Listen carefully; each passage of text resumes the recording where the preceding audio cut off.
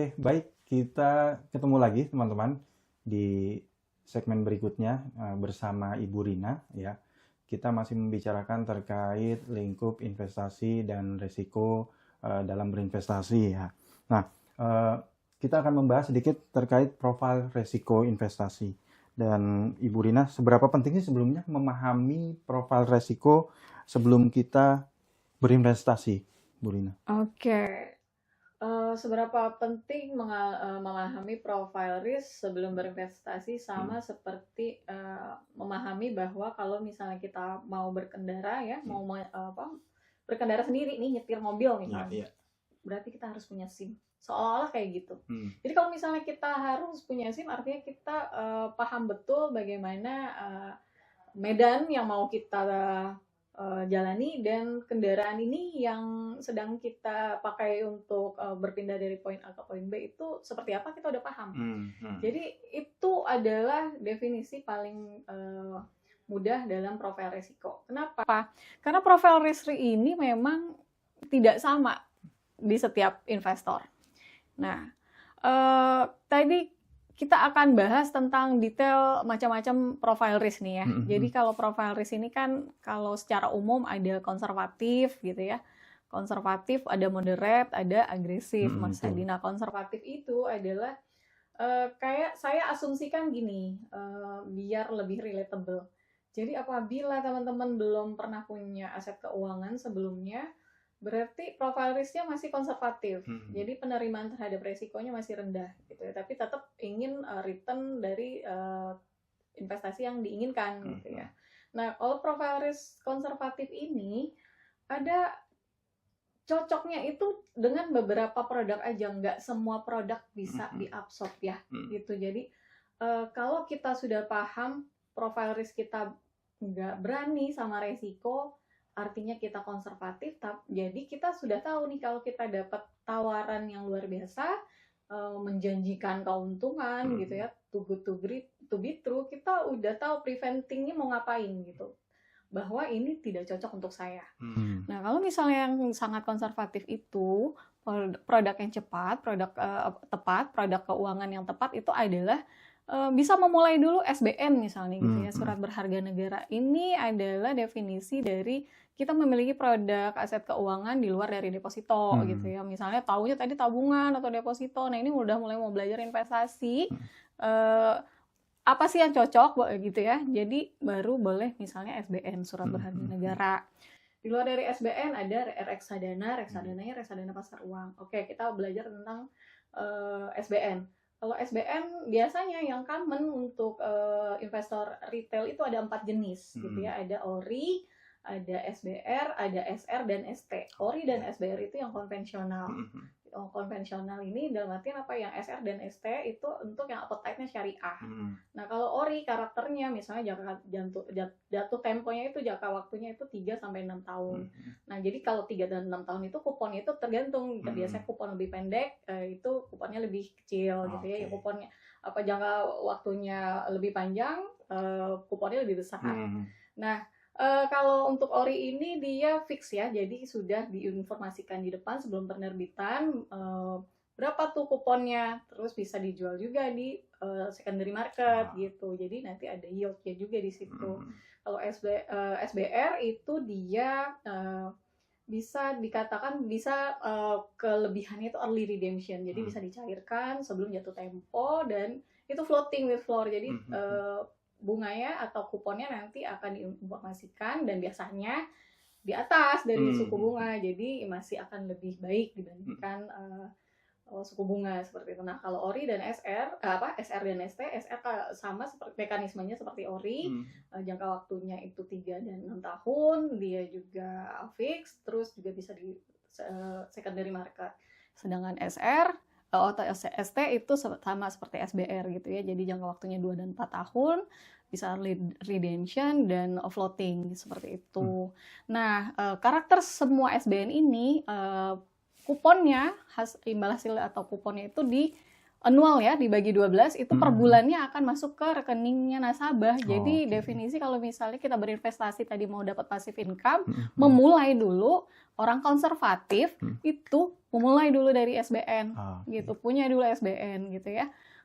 Punya dulu reksadana pasar uang. Hmm. Nah, sekarang saya mulai jelasin tentang reksadana pasar uang itu apa. Reksadana pasar uang itu ya, reksadana ini kalau misalnya secara konsep itu adalah kita melakukan investasi yang dikelola oleh manajer investasi. Jadi manajer investasi ini mengelola AUM yang akan dimasukkan ke portfolio di kelas aset masing-masing sesuai dengan return dan profil risiko. Jadi kalau reksadana pasar uang itu untuk kebanyakan portfolionya itu adalah ini ya, yang obligasi atau pendapatan tetap atau ini ya, surat hutang dalam jangka waktu pendek seperti itu. Jadi 1 atau 2 tahun. Nah, reksadana pasar uang ini karakternya itu bisa membantu kita sebagai tujuan keuangan lain, yaitu dana darurat. Ditaruhnya di reksadana pasar uang. Kenapa? Cenderung lebih mudah dicairkan dibanding reksadana yang lain karena dia jangka waktu untuk pencairannya lebih pendek. Bahkan ada yang T+0. Nah, itu kelebihannya Menarik. reksadana pasar uang, dan karena produknya itu masuk ke instrumen keuangan gitu ya, instrumen jangka pendek, dia lebih resiko rendah dan returnnya tentu tidak terlalu agresif gitu ya, returnnya juga di atas suku bunga sedikit gitu. Jadi resikonya cukup bisa terukur. Nah, ini adalah tadi konservatif. Terus kita masuk ke profile risk moderate. Kalau profile risk moderate ini khusus untuk yang sudah mulai paham, sudah punya nih tadi misalnya starter pack di SBN, udah punya, mau return yang lebih tinggi boleh. Gitu jadi staging ke produk-produk profile risk moderate. Nah, itu bisa masuk ke produk reksadana juga, ada reksadana pendapatan tetap. Reksadana campuran. Nah, karena reksadana pendapatan tetap udah punya, berarti udah mulai mencari-cari informasi juga tentang obligasi korporasi gitu ya. Nah, obligasi korporasi kan lumayan ya, bisa di atas 6 sampai dengan 8%. Juga bisa memulai reksadana saham gitu. Jadi bisa dikomposisiin aja portofolio sesuai dengan keinginan. Yang penting informasi dari produknya itu investor tahu dan memang detail ya dicari informasinya. Selanjutnya kita masuk ke profile risk agresif. Nah, profile risk agresif karena ini namanya agresif, dia punya potensial return yang lebih tinggi dibandingkan tadi another profile risk yang lain tuh. Yang kedua profile risk itu. Kenapa? Karena ini masuk ke produk yang cenderung lebih volatile, yaitu bisa masuk ke reksadana saham dan saham. Nah, sahamnya udah bisa holistik ya. Jadi tapi bisa juga kita bagi-bagi. Nah, kalau misalnya agresifnya agresif banget gitu ya, ini yang agresif banget ini adalah yang menjawab segmentasinya orang Indonesia saat ini ya, 2 atau 3 tahun terakhir. Nyarinya itu sukanya yang returnnya tinggi, bisa 20%. High risk gitu yes, ya. seperti itu. Ada yang misalnya appetite-nya mau 10 menit bisa profit 20% gitu kan. Nah, tapi akhirnya nyarinya ke non underlying aset, padahal di Indonesia juga ada yang underlying aset, yaitu ya bisa di saham, tapi kita lakukan lagi pemilihan yang lebih tepat karena nanti pakai metode-metode juga informasi-informasi atau edukasi yang lebih menyeluruh gitu ya. Jadi banyak yang dipelajari di profile risk agresif ini gitu. Jadi untuk yang tadi memilih agresifnya sebagai pebisnis atau trader saham atau scalper gitu ya. Jadi kalau mau jadi trader pasti harus mempelajari lebih detail terkait bagaimana itu mekanisme transaksi daily gitu ya, atau daily trader. Nah, ini kalau misalnya masuk ke situ kita perlu paham misalnya ya, semua produk keuangan kita perlu paham fundamentalnya gitu ya. Tapi kalau misalnya di profile risk agresif, akhirnya kita harus additional lagi untuk ilmunya lebih dibanyakin lagi. Kita harus paham juga bagaimana trennya dengan belajar analisa teknikal. Terus juga ternyata di situ di luar dari analisa fundamental teknikal ada juga yang perlu kita tambahin, yaitu psikologi transaksi, psikologi trading gitu ya. Juga psikologi market. Terakhir adalah money management. Jadi itu yang perlu dipersiapkan untuk jadi profile risk untuk suitable dengan profile risk agresif, tapi agresif di bisnis saham. Agresif di produk keuangan yang saham only, bisa memilihnya yang defensive stock, mau yang tenang juga ada, yaitu pilih-pilih saham-saham yang blue chip. Gitu. Oke, baik. Oke. Eh, Bu Rina, apakah akan selalu ketika seorang pemula yang ingin berinvestasi itu memiliki profile risk yang konservatif? Itu paradigmanya gimana tuh, Bu Rina? Apakah akan selalu? Saya rasa sih selalu. Oh, gitu ya. gitu. Jadi ternyata profile risk konservatif ini sebenarnya bisa menjadi penting loh. Apalagi di kondisi saat ini ya. Volatilitas pasar yang terjadi membuat kita harus benar-benar bisa melakukan pemilihan investasi yang tepat, yaitu melakukan diversifikasi. Akhirnya masuk ke ada sebagian yang kita masukin ke bisa dibilang profile risknya konservatif, itu idle, ya setara kas gitu kan. Kalau misalnya dibilang tadi kan kalau yang setara kas itu bisa masuk RDN, misal RDPU gitu ya. Nah, kalau misal setara kas itu adalah komposisi dari portofolio sebagai seorang investor, apakah profile risk konservatif ini penting? Perlu banget. Semua orang harus punya instrumen atau kelas aset yang di dalamnya lengkap, punya karakter lebih low risk gitu, untuk ya tadi dia perlu diversifikasi gitu ya. Atau kalau buat trader, buat saya gitu, itu adalah tempat kita untuk parkir dana dulu. Di kondisi pasar yang tidak menentu, kita perlu mindful, kita perlu muhasabah dulu sambil menunggu momen yang tepat. Karena ya itu tadi ya, investor kalau trader itu biasanya kita akan melihat momentum gitu. Jadi punya diversifikasi aset di profile risk yang konservatif itu semua orang perlu, bukan hanya buat pemula, tapi yang udah sekaliber apapun ya, saya rasa perlu ya. Gitu. Jadi never put your eggs in one basket. In one basket. Yes. Oke. That definitely the true meaning of that. Iya. Oke, baik. Sangat menarik. Ya, karena berkaca dari saya sendiri, pastinya juga sebagai pemula, ya pasti profile risk yang tepat untuk saya untuk awal pasti konservatif dulu ya, Bu Rina ya. Kalau pemula apalagi, jadi saya benar-benar menekankan kalau Bapak Ibu, teman-teman baru banget mau masuk, mau belajar berinvestasi sambil kita along the way, kan kita pasti akan dapat experience-nya ya, ngalamin. Kalau kita udah ngalamin, kita tahu rasanya gimana sih kehilangan duit gitu misalnya.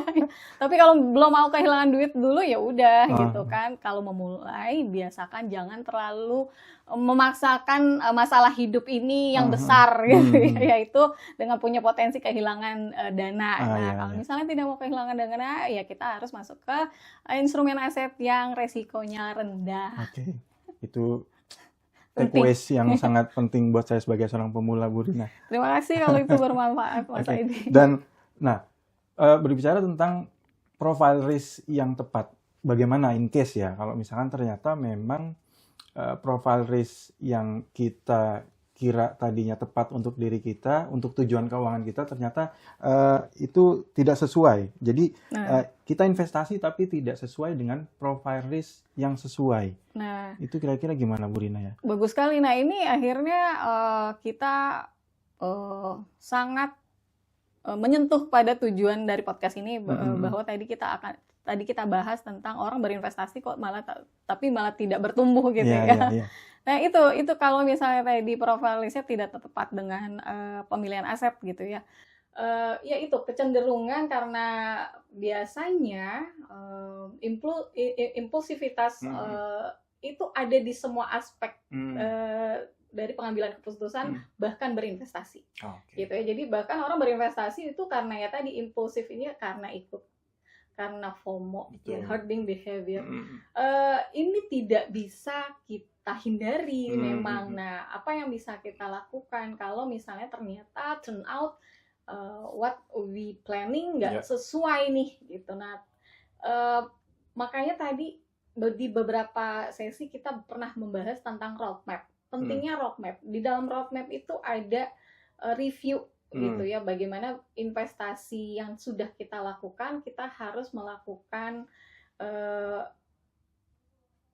mengecek gitu ya, mereview bagaimana kinerjanya, bagaimana kondisi saat ini, current condition, juga apakah masih inline untuk target dari investasi yang kita inginkan gitu. Nah, Kalau itu di luar dari ekspektasi kita atau di luar dari rencana kita, kita harus sesegera mungkin melakukan tindakan.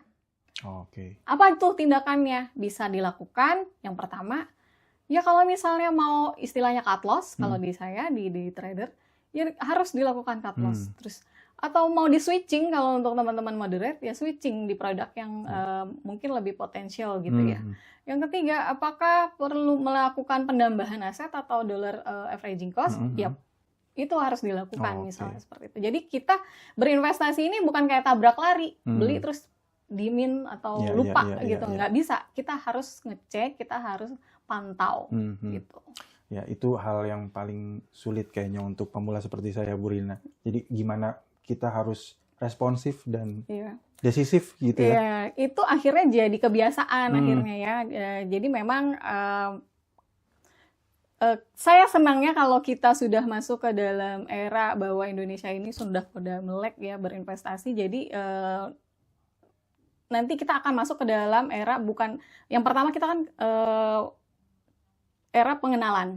Kalau sudah masuk ke era pengenalan, kita akan masuk ke era mulai